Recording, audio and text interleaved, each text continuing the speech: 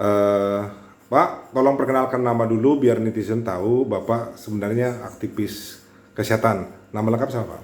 Ya, saya Deden Sulaiman. Ya, sementara ini sih teman-teman juluki saya aktivis kesehatan.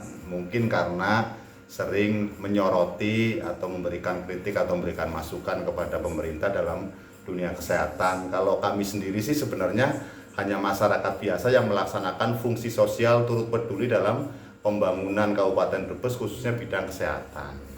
Ya, terkait tugas wartawan nih, kadang-kadang masuk rumah sakit, kemudian pemberitaan. Sebenarnya untuk merekam video dalam rumah sakit boleh tidak?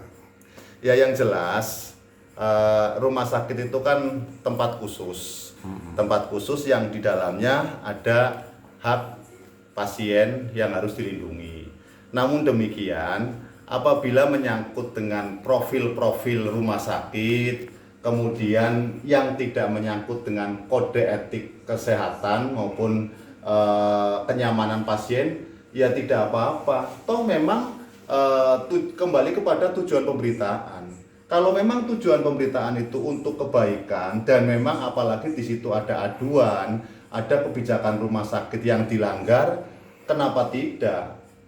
Kan Itu ya. seperti itu, terkecuali tidak ada hak kemudian menanyakan tentang detail penyakit pasien, tentang pribadi pasien, tentang detail kesehatan yang jelas itu akan mengganggu kinerja kedokteran, yaitu tidak boleh, kan kayak gitu. Ya, tapi mengenai fasilitas, Pak, misalnya fasilitas yang disediakan kalau pasien BPJS begini kurang layak, kurang enak, kurang nyaman gimana, Pak? Nah, itu ya boleh-boleh saja. Boleh-boleh saja, itu kan namanya kritik membangun. Kalau memang ada fasilitas yang tidak memenuhi syarat, yang tidak memenuhi ketentuan, yang tidak bikin nyaman di pasien, kemudian mencoba diliput, ya itu baik-baik saja. Itu kan namanya wartawan, itu kan fungsi kritik sosialnya juga harus ada.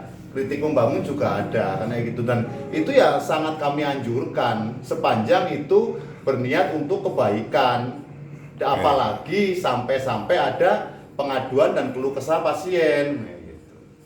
Nah, kalau seorang wartawan kemudian harus menyampaikan surat tugas kepada direktur supaya bisa meliput, itu bagaimana menurut Bapak? Loh, wartawan itu ketika sudah ditetapkan sebagai profesi wartawan yang dilengkapi dengan KTA, kemudian surat tugas penugasan secara umum oleh redaksi, ya sudah.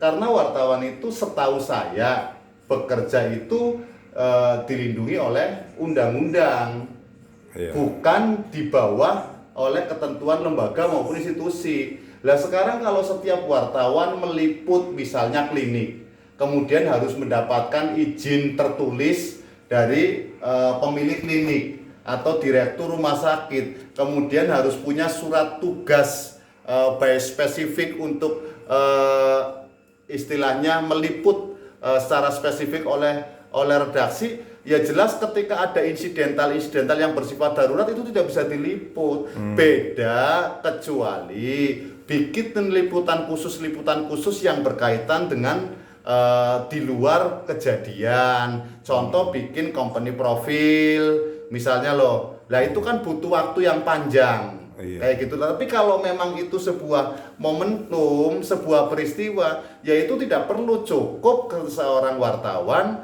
menunjukkan KTA-nya. Dan kalau toh surat tugas itu surat tugas dari redaksi maupun redaktur pasti ada seorang wartawan. Tetapi bukan dalam spesifik itu. Bukan surat untuk klarifikasi terkait pemberitaan itu ya? Bukan, beda. Kalau surat untuk klarifikasi itu namanya teknik atau metode. Ada metode wawancara yang memang dengan tertulis, kayak gitu loh. Ada klarifikasi yang memang dengan tertulis. Tetapi kalau dengan secara spontan seperti itu, ya itu bagian dari tugas wartawan dan itu jelas. Siapa saja perbuatan yang melawan hukum sengaja menghalang-halangi profesi wartawan sesuai dengan Undang-Undang Pers pasal 18, jelas itu pidana. Kayak gitu, sepanjang kita tetap sesuai dengan aturan. Oh, berarti ada yang melindungi tugas jurnalis? Kita dilindungi oleh undang-undang dan aturan kayak gitu. Siapa saja yang menghalangi, kalau memang kita benar-benar dihalangi dengan tidak terhalang, kan ada namanya informasi publik, ada yang informasi yang dikecualikan, yang memang bukan konsumsi publik. Kalau memang itu konsumsi publik kemudian kita dihalang-halangi, ya kita wajib menyampaikan atau wajib membela hak kita bahwa itu adalah pidana dan bisa didenda. Oh begitu.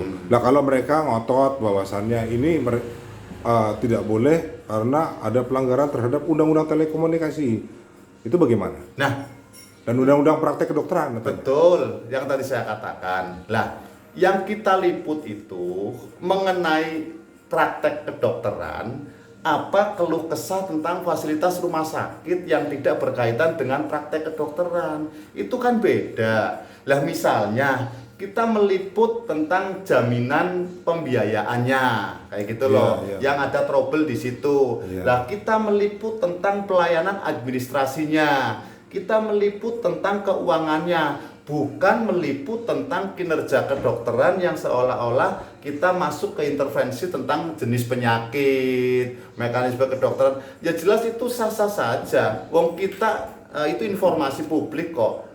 Kayak yang namanya rumah sakit klinis yang berkaitan dengan pelayanan publik, ya itu namanya informasi publik, dan itu hak juga merupakan hak pasien kayak gitu. Nah, boleh cerita nggak ada pengalaman pribadi Mas Deden ketika mau konfirmasi di suatu instansi apa gimana?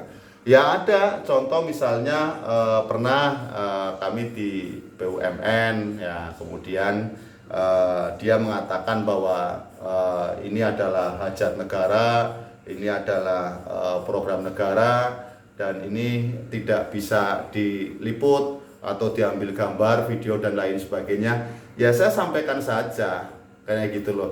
Justru ini adalah program negara untuk umat atau untuk rakyatnya, ya kami wajib mensosialisasikan apa yang menjadi program negara, apa yang menjadi program pemerintah, sepanjang itu informasi publik kayak gitu loh. Misalnya pada saat itu adalah sebuah pembangunan kayak gitu. Lah itu kan untuk publik, untuk layanan publik. Kenapa ketika itu diberitakan tidak boleh? Ini kan muncul pertanyaan juga. Biasanya hal-hal yang tidak boleh disampaikan ke publik malah menjadi pusat perhatian kalau seperti ini. Dan kepada pihak-pihak yang memang merasa tidak nyaman terhadap pemberitaan misalnya, lah itu juga menarik perhatian juga. Kalau memang benar sudah sesuai prosedur, sudah sesuai aturan, ketika mau diliput kenapa harus keberatan, kenapa harus antipati juga terhadap wartawan? Nggak boleh, karena pada dasarnya orang yang menolak kinerja wartawan